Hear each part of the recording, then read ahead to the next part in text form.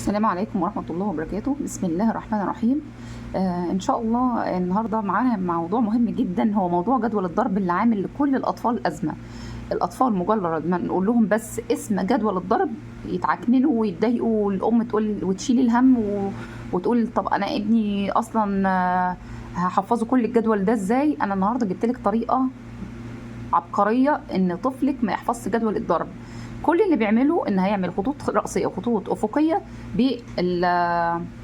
بمسألة الضرب اللي بتجيله. يعني انا دلوقتي عندي مثلا طفل جاي له مسألة زي كده 5 مثلا ضرب مثلا 3، هنعملها ازاي دي؟ او 5 في 3 او 3 في 5، هنعملها ازاي؟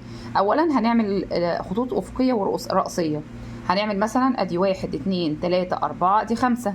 ال5 دي مضروبة في كام؟ في 3. هنعمل 3 خطوط، بس ال3 خطوط دول ايه؟ أفقية.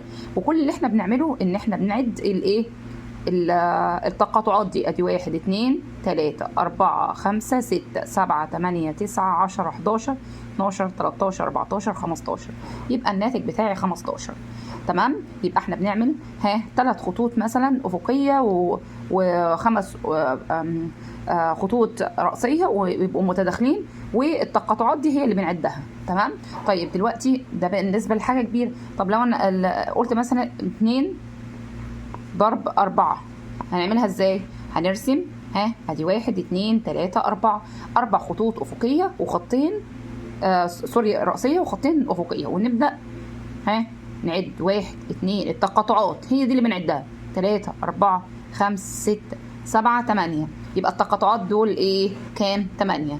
هي دي الطريقة اليابانية في حفظ جدول الضرب. لطفلك بقى يقعد يحفظ من جدول 2 لحد 10 ولا من جدول 2 لحد 12 ولا اي حاجة. لو جاله مسألة وحلها بالطريقة دي ايا كان الرقم، العددين المضروبين في بعض حتى لو كبار، كل اللي بنعمله ان احنا بنرسم الخط ده افقي، نرسم الخط ده رأسي، وندخلهم جوه بعض ونعد التقاطعات بتاعتهم، وفقط هي دي النتيجة او الحل بطريقة سهلة وبسيطة وفي ثواني.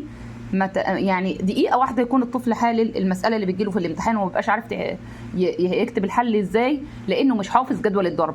يبقى من النهاردة ان شاء الله بالطريقة دي مش هنحفظ جدول الضرب خالص، نحل بالطريقة دي. ودي طريقة سهلة جدا جدا جدا على الأطفال.